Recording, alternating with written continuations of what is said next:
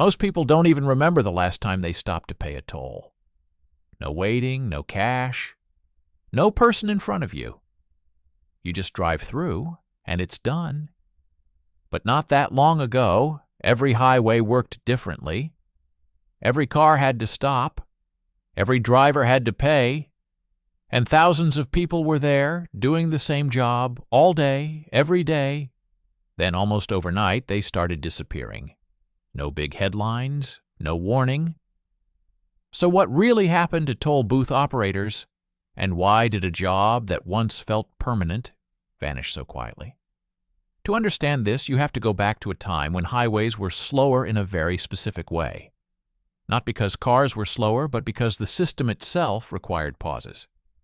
Toll roads were built to fund construction and maintenance, and every driver had to contribute a small fee to use them. That system depended entirely on people, real people sitting inside small booths just a few feet away from traffic, collecting money one car at a time. For drivers, it was routine. You saw the signs, you slowed down, you picked a lane, and you prepared your cash, coins, bills, whatever you had. You rolled down your window, reached out, and handed it over. Sometimes it was quick and silent. Sometimes there was a short exchange. Have a good day. You too? Then the barrier lifted and you drove on. It lasted only a few seconds, but it happened millions of times every single day across the United States. For toll booth operators, this wasn't just a moment. It was their entire shift. Hours spent in a confined space, repeating the same process over and over. Take money, give change, press a button, raise the gate, again and again. Morning, afternoon, night, in heat, in cold, in rain, in snow. The job required focus, because traffic never fully stopped. Cars kept coming, sometimes slowly, sometimes in long lines during rush hour. Over time, this system became highly structured. Large toll plazas were built with many lanes, each one staffed by an operator. Some lanes handled exact change, others handled cash transactions, and some were reserved for special passes. The goal was to keep things moving, but the reality was often different. During busy hours, lines stretched back for hundreds of meters. Drivers waited, engines running, watching the seconds pass. And that was the problem. The system worked, but it wasn't efficient. Every transaction took time. Counting money, giving change, dealing with mistakes, all of it added friction. As more cars filled the roads, those small delays started to grow into something bigger. Traffic jams formed not because of accidents, but because of the process itself. At first, people accepted it. It was normal, just part of driving. But behind the scenes, there was growing pressure to make things faster, to remove the stop, to remove the delay. That's when electronic toll systems began to appear. In the early days, they felt optional.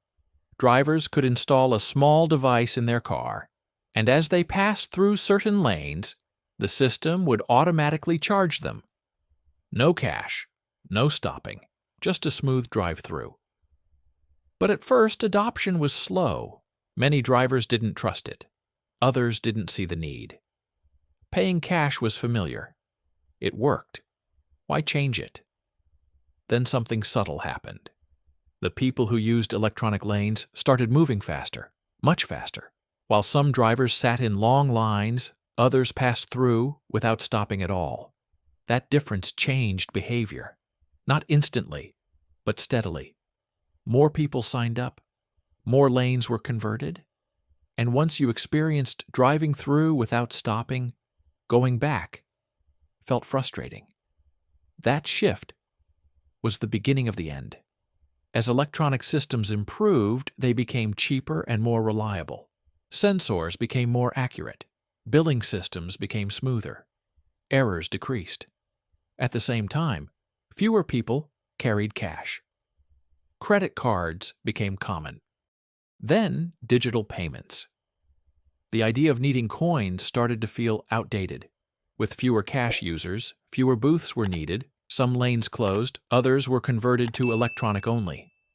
The number of operators slowly began to drop. Not suddenly, not dramatically, just steadily. Year after year, fewer workers, fewer open booths, less reliance on human interaction. Then came the next phase. Full automation. Some toll roads removed cash completely. No booths, no barriers, no stopping at all. Cameras tracked license plates, systems matched vehicles to accounts. Bills were sent automatically. The entire process became invisible. You drove under a structure, and that was it.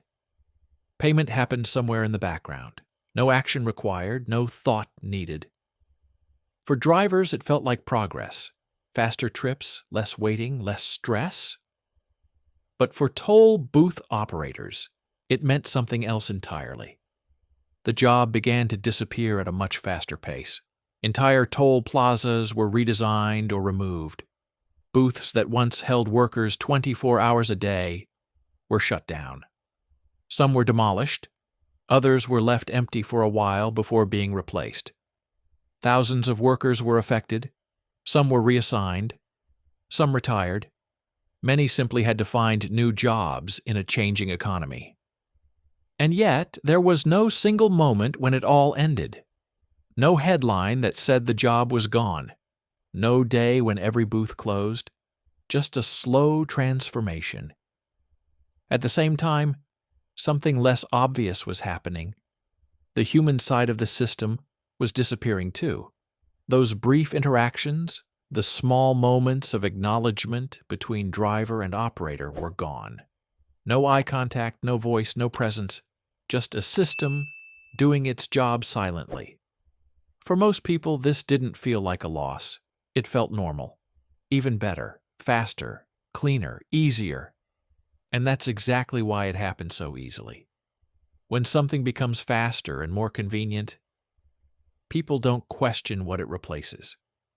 They accept it. They move forward. Today, in many parts of the United States, traditional toll booths are almost gone.